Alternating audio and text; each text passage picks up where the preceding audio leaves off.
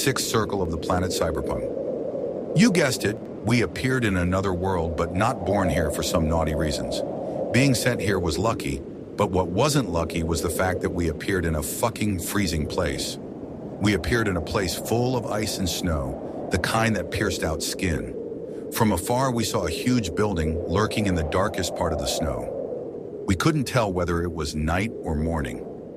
We fucking started walking to the place. It took us hours. I almost thought I've walked for 24 hours until we arrived. I was glad that no tentacles came out of the ice we were walking on for hours. The building did not have windows. It was dark and tall enough to pass through the clouds that covered the atmosphere. Though at the first floor, there were windows we could see the woman inside. My cousin thought she was a receptionist, making us to enter this dystopian future building. It was warm like someone's womb. I felt like I was in heaven. When I looked at her, damn it shit, she was so beautiful. I wondered if she knew what a hug is. We went to her. The room was white. It had not so much furniture. I could read her name tag. It was written, Nicole? Cute name? I spoke to her, telling her how we are lost. Had to even ask her where we are. Meanwhile, my cousin was looking nonchalant because of opposite gender reasons. Right before I could hear Nicole's voice, an angel's voice that causes men to bow. Out of nowhere, a fucking cargo plane landed outside, making so much noise I couldn't hear myself thinking as the writer. I wouldn't make myself look outside because of the wonderful sight I had looking at Nicole's smile. It seemed she was waiting for this cargo plane to arrive. By that in mind, I had to look outside. Fuck, you won't believe what I saw outside.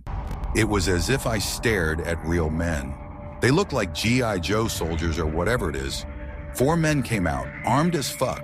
They even had those weird-ass night vision goggles.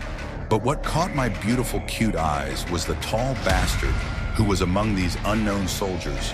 He was pulling a beast-like human. I could as well say a monster, a species not known in our world. They entered the building. It was quite a sight.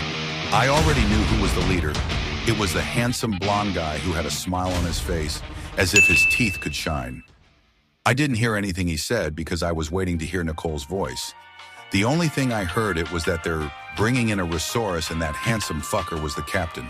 The guy looked like he did all the work alone, but we all know he didn't. There was a big door behind Nicole, a door made of metal, probably something stronger than titanium. The captain of the group opened the door. To tell you the truth, I can't explain much because it took 10 minutes to open the door. They entered to the other room. I'm sure that room has crazy shit. Just think about it. Could be a sexy girls collection. I don't mean no harm, but be ready for the scene. I might explain something beyond your fucking mind. It could be porn or even worse.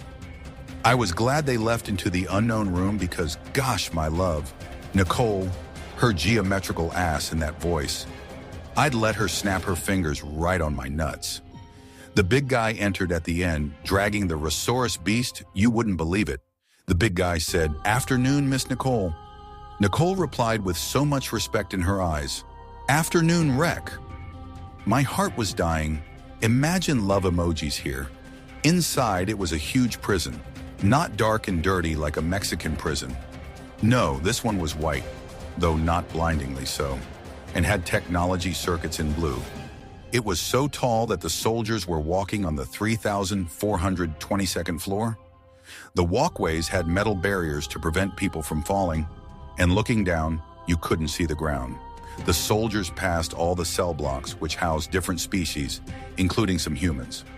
"Iris, have you seen how deep this prison is?" said Pedersen, dropping a bullet from the floor and looking over the metal barrier, waiting to hear the bullet reach the bottom. Iris looked down too, but didn't hear it hit the bottom. The captain, with his manly and charming voice, began speaking. "This place has been in existence for more than 10 centuries. There are more than 1 million prisoners here." Peach, one of the soldiers who carried 2 swords, asked, "Don't they starve?" Sometimes I wonder how people use 2 swords. It's weird. Peach here is the kind of girl with pink, so that's what's up. "No, they don't starve. To them, it's as if they've been here for less than a year," said the captain. Meanwhile, I was explaining to my cousin how angelic Nicole's voice is, how sexy she could sound singing a love song for me. When the soldiers came out, Nicole asked if they can go with me and my cousin to Metropolis of Magabi. This is where the real journey starts on Pokemon XYZ, on our sweet way to the unknown, metropolis of Magabi. On our sweet way to the unknown, metropolis of Magabi. Me and my cousin, we were sitting inside the metallic birds of the sky called a bloody cargo planes. It wasn't long until I realized that. When I heard we're here from the captain, fuck, I thought, shit, we are about to bear witness. I quickly stood up like a dick when a perfectly shaped bum is at sight. The captain gave us bags and said we should put them on for some reason. I thought, free food.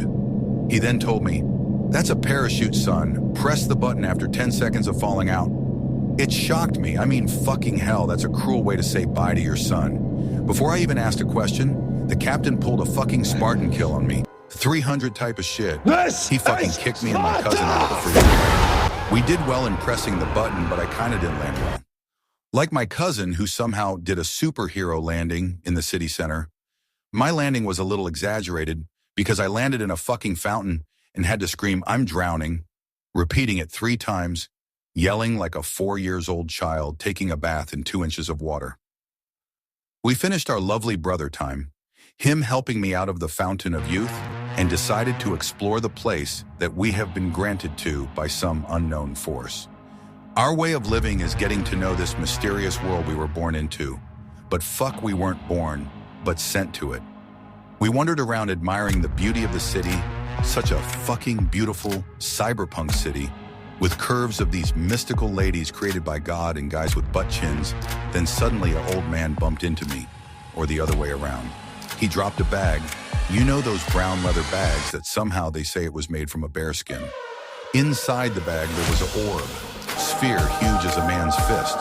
The orb looked mechanical and full of complexity appearance, the kind that says I'm a Tesla invention. Since I was raised to be a gentleman, I bothered to help the old man pick up his burden that had fallen on the ground.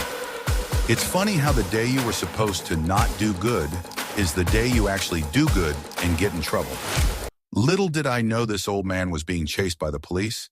After my help, he ran away kindly, which I respected until I saw the police, and they started chasing us.